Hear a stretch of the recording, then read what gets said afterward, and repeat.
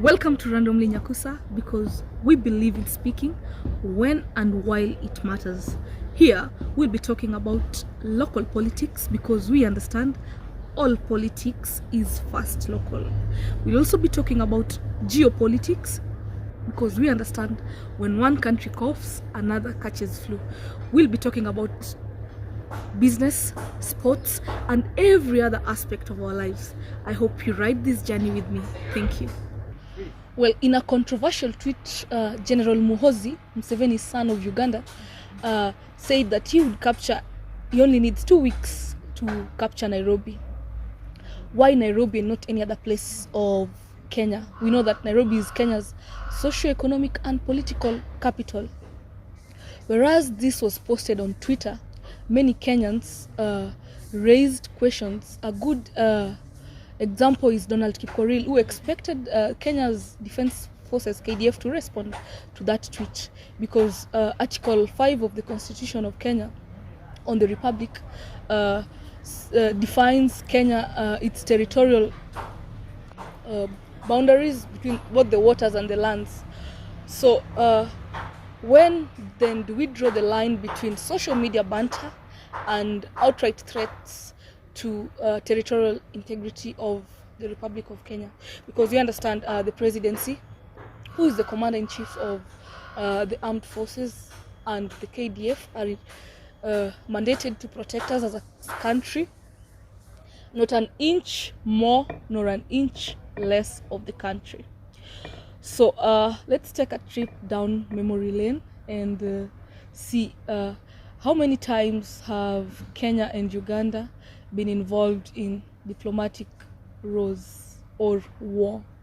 We understand that military diplomacy is also diplomacy, but it's not until 1987 that Kenya and Uganda attempted to have some border scuffle that the then President Moi said it would be met with the force that equates it, and true to his word.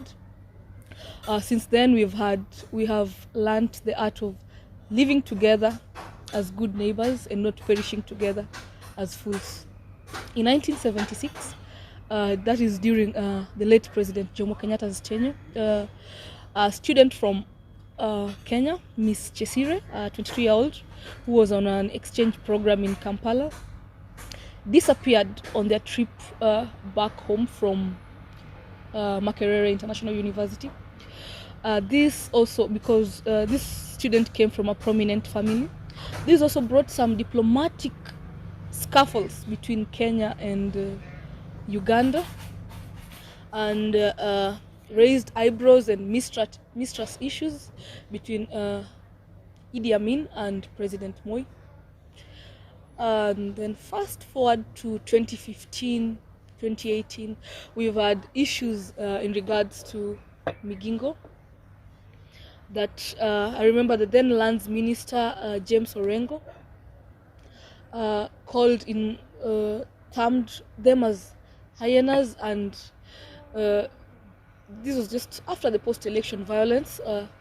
Museveni was mad at people who had, oh God. Yeah, so we realized that Uganda is a landlocked country and they use the port of Mombasa. So we really interdepend on each other. We have a symbiotic relationship. Here in Kisumu, most of the food we use are from Uganda. So we really cannot go into war. So whereas General Muhoozi would consider that social media banter, we are in times where social media is as important as other communication channels, especially Twitter. We've seen world leaders communicate their agenda on Twitter and eventually deliver them.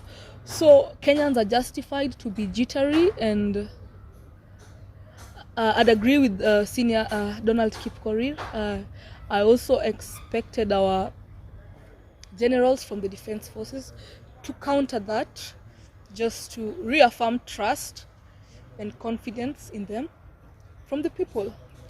I saw one Kenyan saying that Muhoozi cannot capture Kenya because he's yet to capture Joseph Kony, and today Joseph Kony is trending at number 2 on Twitter in Kenya. So in the spirit of the Jumuiya ya Afrika Mashariki, or the East African community, we really need to appreciate that jokes, dark humor about war isn't a good thing, especially that when you look at world over, states are at war. Most states are at war against each other. In the Middle East, in the Far East, we are having diplomatic wars and military wars. So we really need to avoid this dark humor and make the East African community be that a model community that other African communities can aim. I don't understand why a whole general would crack jokes about war at a time where, say, our neighboring country Somalia have millions threatened by drought, even in Kenya here. So those are uncalled and untimely jokes, I'd say. So in the spirit of Jumuiya Mashariki, let us preach love, peace and unity. Thank you.